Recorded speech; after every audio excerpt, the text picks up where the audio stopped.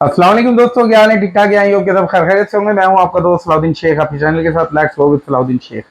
और आज की जो वीडियो है भाई, वो टूरिज्म के हवाले से। काफी दोस्त नाराज हो जाते हैं, कहते हैं सलाउद्दीन भाई आप स्टडी वीजा के हवाले से ज्यादातर इन्फॉर्मेशन वीडियो बनाते रहते हैं, लेकिन जो हम टूरिस्ट वीजा पे जाना चाहते हैं, विजिट वीजा पे जाना चाहते हैं, तो हमारे लिए आप क्या कर रहे हैं तो कोई ऐसी वीडियो बना के दें इन्फॉर्मेटिव, जिसपे बाकायदा तौर पे अगर इम्प्लीमेंट किया जाए तो जो सिर्फ एक वीडियो ना हो, बाकायदा तौर पे कंप्लीट प्रोसीजर हो, जिस पे आप अमल करके बाकायदा तौर पे बिना किसी एजेंट के, बिना किसी की जरूरत के आप डायरेक्टली खुद एक वीजा हासिल कर सके। और वो कंट्री कोई ऐसी भी ना हो कि जहां पे जाना आपके लिए फजूल हो, वक्त जाया करने वाली बात हो, बल्कि एक ऐसी कंट्री हो जो कि यूरोप का पार्ट हो, शेंगन का पार्ट हो, और वहां पे वीजा का अप्रूवल रेट जो आज की तारीख है, क्योंकि नवंबर की 22 आज है और 2023, तो आज की तारीख में जहां के वीजा ज्यादातर अप्रूव भी हो रहे हैं। अब वो इंडिया, पाकिस्तान, बांग्लादेश में तीनों रीजन की बात करूंगा, क्योंकि अल्हम्दुलिल्लाह जो हमारी यूट्यूब फैमिली है वो भी मेनली जो है वो सेकंड जो डेस्टिनेशन बन चुकी है। पहले तो पाकिस्तान से ही हमारे एप्लीकेंट ज़्यादा थे, क्योंकि मेरा होम कंट्री पाकिस्तान है और मैं वहीं से काम करता हूँ। लेकिन अब अल्हम्दुलिल्लाह सेकंड जो हमारी व्यूअरशिप है वो इंडिया से भी आ रही है। तो इंडिया से भी हमारे काफ़ी भाई हैं, दोस्त हैं, जो हमें बाकायदा तौर पे प्यार भेजते हैं, मोहब्बत भेजते हैं व्हाट्सएप के थ्रू, मैसेजेस के थ्रू। तो मुझे अच्छा लगता है। तो अब मेरी जो वीडियो होती है, मैं कोशिश करता हूँ अब सबको ही कवर करके मैं बताऊं। और ज़्यादातर जो पॉलिसीज़ होती हैं वो रीजन के हिसाब से होती हैं, किसी एक मुल्क पे ज़्यादातर इम्प्लीमेंट नहीं होती। ज़्यादातर लोग सोचते हैं जी कि इंडिया को ज़्यादा अच्छी तरीके से कंपेयर किया जाता है या पाकिस्तान को अच्छे तरीके से कंपेयर किया जाता है। वो अपनी टर्म्स एंड पॉलिसीज़ के ऊपर अमल करके ही किसी को वीज़ा देते हैं। वो कंट्रीज़ को नहीं देखते, वो एक स्पेसिफाइड पर्सन को देख रहे होते हैं कि आया जी कि उनकी चेकलिस्ट पे पूरा उतरता है या नहीं उतरता, उसके बाद वो वीज़ा इशू करते हैं। चलें जी, मेरी बात तो हो गई, जो भी बातें हैं मैंने एक क्लियर कर दी। अब इसके बाद आ जाते हैं मैं किस कंट्री के वीज़ा के ऊपर ये पूरी वीडियो बना रहा हूँ। ये वीडियो है जी ऑस्ट्रिया के हवाले से। ऑस्ट्रिया, रिपब्लिक ऑफ ऑस्ट्रिया, जो कि एक यूरोपीय यूनियन का पार्ट है और बाकायदा तौर पर शेंगन का एक स्ट्रॉन्ग कंट्री है, लैंडलॉक कंट्री है। और यहाँ पे यूरो जो इसकी ऑफिशियल करेंसी है वो चलती है यहाँ पे। और जो इसकी अपनी ओन करेंसी है, जैसे और कंट्रीज है, जैसे स्विट्जरलैंड में जाएं या पोलैंड में जाएं, तो इनकी एक स्पेसिफिक जो करेंसी है उस पर ज़्यादा फोकस दे रहे होते हैं, या फिर वो यूरो पर रिलाय तो करते हैं, लेकिन उनकी प्रेफरेंस अपनी खुद की लोकल करेंसी पे भी होती है। लेकिन ऑस्ट्रिया एक ऐसी कंट्री है जो कि ज़्यादातर रिलाय करती है इसकी अपनी जो करेंसी नहीं, बल्कि जो यूरो जोन है, यानी कि बानी कंट्रीज में से आता है। तो ये अपनी जो यूरो करेंसी है उसी पे ज्यादातर ये बेस कर रहे होते हैं, और ज्यादातर जो स्ट्रॉन्ग कंट्री इसको कहा जाता है। और जो एक आपको इन्फॉर्मेशन और बता देता हूँ, जो सेकेंड वर्ल्ड वॉर है, जो कि एक वॉर रही है, उसमें दुनिया में, पूरी दुनिया में तकरीबन आग लगी हुई थी, हर खत्ते में कहीं ना कहीं जंग हो रही थी। दुनिया की सिर्फ एक हेवन थी उस वक्त जहां पे जंग नहीं थी, वो ऑस्ट्रिया था। ऑस्ट्रिया बिल्कुल पैक था, यहाँ पर कोई जंग, कोई आसार कुछ भी नहीं थे। बिल्कुल एक सुकून की कंट्री थी, और ग्रीनरी बहुत है यहाँ पर, और एक सस्टेनेबल आप इकोनॉमी इनको कह सकते हैं। अगर आप यहाँ चले जाएं तो फिर आपको ये नहीं होता कि जी मैं इस कंट्री में चला जाऊं, मैं दूसरी कंट्री में चला जाऊं, मैं तीसरी कंट्री में चला जाऊं। तो बहुत ही खूबसूरत कंट्री है, टूरिज्म के हवाले से बहुत अच्छी है, सेटलमेंट के हवाले से भी अच्छी है। लेकिन टर्म्स एंड कंडीशन है, थोड़ी सी टेक्निकलिटीज है, इंशाल्लाह उस पर बाद में नेक्स्ट वीडियोस में कर दूंगा, क्योंकि अब इतनी सारी चीजों को मैं कवर अप करूंगा तो मजा नहीं आएगा। चलें इसकी नेबरहुड के बारे में भी जान लें। इसके नेबर में हंगरी है, स्लोवेकिया है, स्लोवेनिया है, लाइचेस्टन है, और आपका अलग अलग चेक रिपब्लिक है, और जर्मनी है। यानी कि चारों तरफ से जो भी कंट्रीज का मैं नाम ले रहा हूँ, कोई भी कंट्री ऐसी नहीं है कि जो नॉन शेंगन का पार्ट हो या फिर नॉन यूरोपियन पार्ट हो, और तमाम के तमाम खुशहाल मुल्क हैं। तो बहुत ही खूबसूरत लोकेशन पे ये कंट्री है, और बहुत ही पीसफुल कंट्री है। यहाँ पे तमाम तरह के मामला हैं, इकॉनमी सस्टेनेबल है, एजुकेशन के हिसाब से बहुत अच्छा है, घूमने के हिसाब से बहुत अच्छा है, टूरिज्म में अगर आप इंटरेस्ट रखते हैं तो बहुत ही अच्छी कंट्री है। चले, ये तमाम इन्फॉर्मेशन हो गई। अच्छा, अब आपके पास होना क्या चाहिए कि जिसके भी आप पे आपको वीजा अप्रूव होगा, या आपको क्या क्या चीजें हैं जो रिक्वायर्ड कर रही है एम्बेसी, जो कि पाकिस्तान में अगर आप अप्लाई करते हैं, इंडिया में अप्लाई करते हैं, तो आपको करना क्या होगा। सबसे पहले आपको VFS ग्लोबल की वेबसाइट पे, जो उनकी ऑफिशियल वेबसाइट है, उस पे जाके आपको अपनी आईडी बनानी होगी, अपना ईमेल एड्रेस और पासवर्ड आपको जनरेट करना होगा। वहां पे जाके आप अपनी नई आईडी बनाएंगे, और उस आईडी के ऊपर जाके आपको बाकायदा तौर पे अपॉइंटमेंट बुक करनी होगी। और अपॉइंटमेंट बुक करने के लिए मैं आपको डिस्क्रिप्शन में इसका लिंक दे दूंगा, आपको परेशान होने की जरूरत नहीं है। वीएफएस ग्लोबल, आप वहां पे लिंक पे क्लिक करेंगे, आप बाकायदा तौर पे उस पेज पे चले जाएंगे कि जहां पे आप बाकायदा तौर पे अपना अपॉइंटमेंट बुक कर सकते हैं। अब मैं यहाँ पर थोड़ा सा स्पेसिफाई कर देता हूँ पाकिस्तान के हवाले से कि अगर आप पाकिस्तान से अपॉइंटमेंट बुक करेंगे, लिंक पे क्लिक करेंगे, तो आपके पास यहाँ पे 4 ऑप्शन खुल जाएंगे कि आप कराची से कर रहे हैं, लाहौर से कर रहे हैं, इस्लामाबाद से कर रहे हैं। ये 3 ऑप्शन आपके सामने खुल जाएंगे, तो आप वहां पे जाके अपनी अपॉइंटमेंट बुक कर सकते हैं।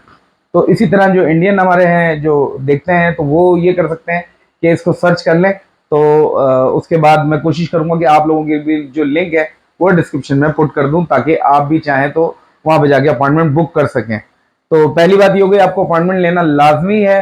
अभी तक इस पर कोई चेंजेस नहीं आए हैं, लेकिन अन करीब इस पर कोई गुड न्यूज़ आने वाली है, वो मैं बाकायदा आपको बताऊंगा कि इसमें अभी क्या गुड न्यूज़ है। फिलहाल आपको अपॉइंटमेंट लेना ही लेना है, इसमें कोई भी आप पे कोई आसानी नहीं है, आपको अपॉइंटमेंट के बगैर कोई एंटरटेन नहीं करेगा। तो सबसे पहले आपने अपॉइंटमेंट बुक कर ली, उसके बाद आपने उसी पेज पे आपने ऑनलाइन एप्लीकेशन फॉर्म होगा, उसको आप फिल करेंगे और फिल करने के बाद आपको एक पीडीएफ फाइल आपकी मिल जाएगी, उसको आप डाउनलोड करेंगे और डाउनलोड करने के बाद वो आपको अपनी एप्लीकेशन साथ अटैच करनी होगी। जो वीज़ा अपॉइंटमेंट डेट पे आप जाएंगे, वीएफएस ग्लोबल की जो सेंटर है जो कि कराची, लाहौर, इस्लामाबाद तीनों सिटी में मौजूद है, आप जब अपॉइंटमेंट बुक कर लेंगे तो ये आपको एप्लीकेशन फॉर्म जो कि कंप्यूटर जनरेटेड आप फिल करके लेके जाएंगे, क्योंकि आप ऑनलाइन फिल करेंगे, पीडीएफ फाइल आपकी डाउनलोड होकर आपके सामने आ जाएगी। और उस फाइल को आपने प्रिंट आउट लेना है, और प्रिंट आउट के साथ जो डॉक्यूमेंट्स आपने साथ लगाने हैं वो भी मैं आपको बता देता हूँ। आपने साथ ही साथ जो है इसमें एक पासपोर्ट साइज पिक्चर अपनी लेके आनी है, जो कि ICAO क्राइटेरिया जो है, इनकी अपनी एक फॉर्मल रिक्वायरमेंट है, जो कि 35 बाय 45 डायमेंशन के साथ वाइट बैकग्राउंड में आपकी पिक्चर चाहिए एज पर शेंगन रिक्वायरमेंट।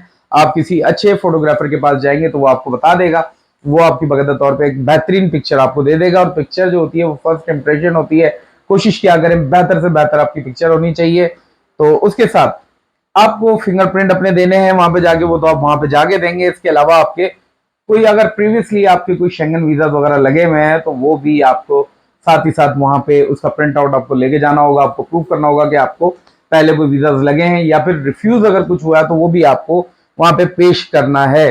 तो उसके साथ अब क्या क्या रिक्वायरमेंट है जो मेन आ जाती है, वो रिक्वायरमेंट है आपकी होटल बुकिंग।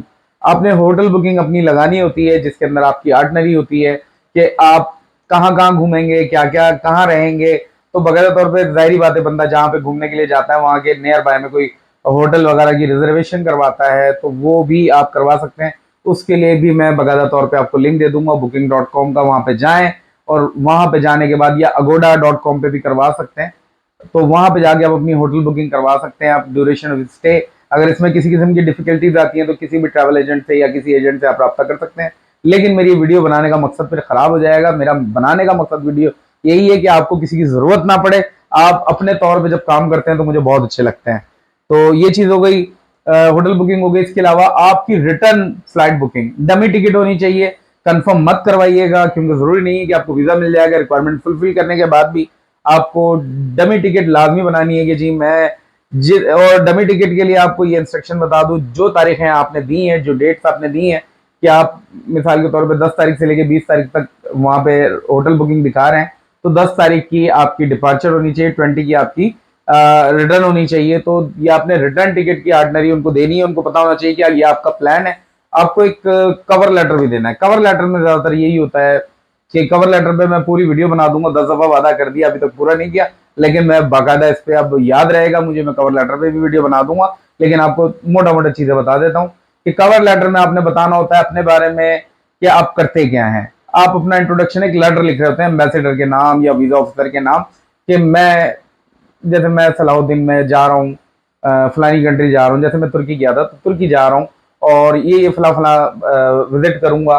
तो तमाम मैंने चीजें बता दी, मेरे बिजनेस की नेचर बता दी, या नौकरी करते हैं, जॉब करते हैं तो जॉब की नेचर बता दी। तो आप अपनी जो भी जहाँ पे जॉब करते हैं वहां से भी आप ले सकते हैं। तो उसमें पता चलता है इनके वीजा ऑफिसर्स को कि जी इनके जो इदारा है उसको पता है कि जी आप घूमने के लिए जा रहे हैं, तो वो एनओसी के तौर पे भी कंसिडर होता है। तो आपको ये कवर लेटर देना लाजमी होता है। ये कवर लेटर बहुत ही जरूरी काम है।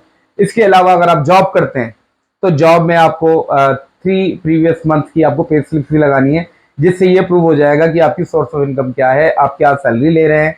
तो वो 3 महीने की सैलरी लाजमी प्रूफ आपने दिखानी ही दिखानी है।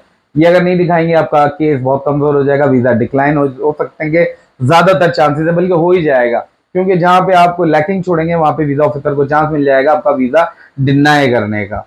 तो आपने कोशिश करनी है, कोई भी चीज आपने छोड़नी नहीं है। तो यहाँ पर आपको प्रूफ ऑफ अकोमोडेशन हो गया, इसके अलावा आपने अपना डमी टिकट भी दे दी, और साथ ही साथ अपने सैलरी स्लिप्स की बात कर ली। अगर बिजनेस करते हैं तो आपको कुछ भी नहीं देना, अपने लेटर हेड पे ही आप बाकायदा तौर पे जो कवर लेटर लिखेंगे यही आपके लिए काफी होगा कि जी आप जॉब बिजनेस करते हैं। एनटीएन आपको अपने साथ देना होगा, क्योंकि आप बिजनेस करते हैं तो एनटीएन लेटर की कॉपी आपने साथ लगानी है, और एफआरसी भी आपने लाजमी लगानी है, चाहे आप सिंगल हैं या शादीशुदा हैं। सिंगल होंगे तो ये समझ लें कि एफआरसी फिर भी लगेगा, शादीशुदा होंगे, अच्छा एफआरसी कौन सा लगेगा, एफआरसी वो नहीं लगेगा जो आपकी फैमिली ट्री के साथ चल रहा है।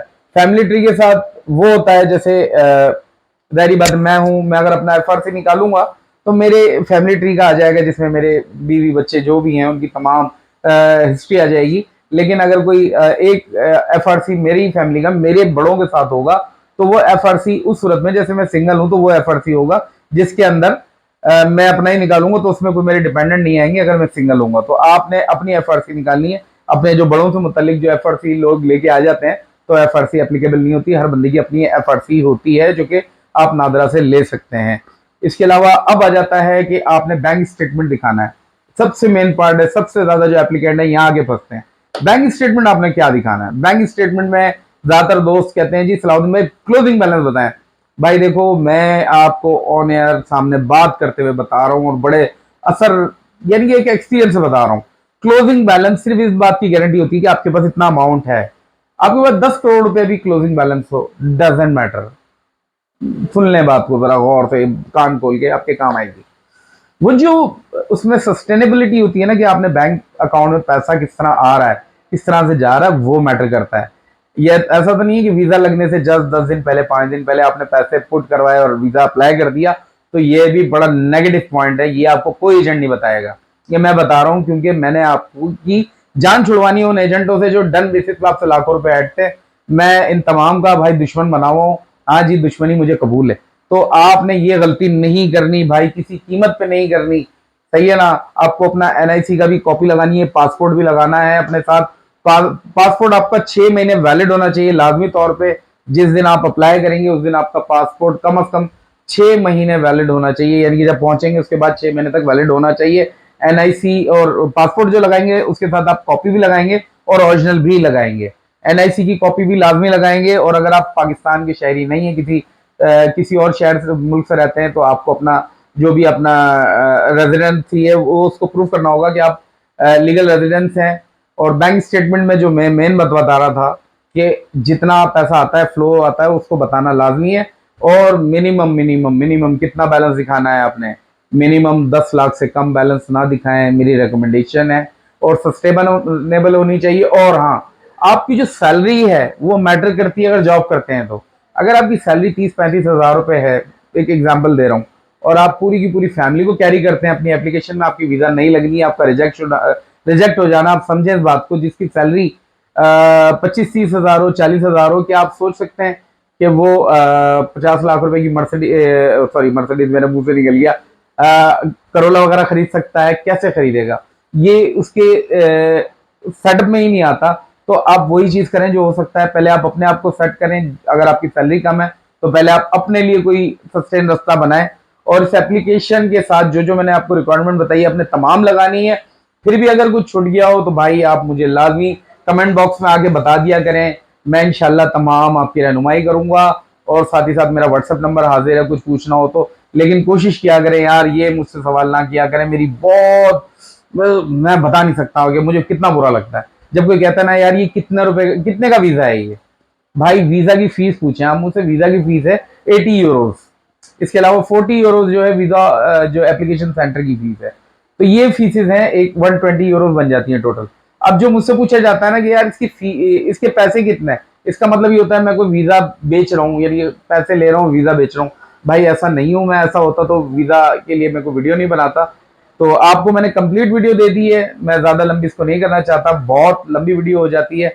चलें जी, इंशाल्लाह नेक्स्ट वीडियो में मिलेंगे, तब तक के लिए अल्लाह हाफ़िज़।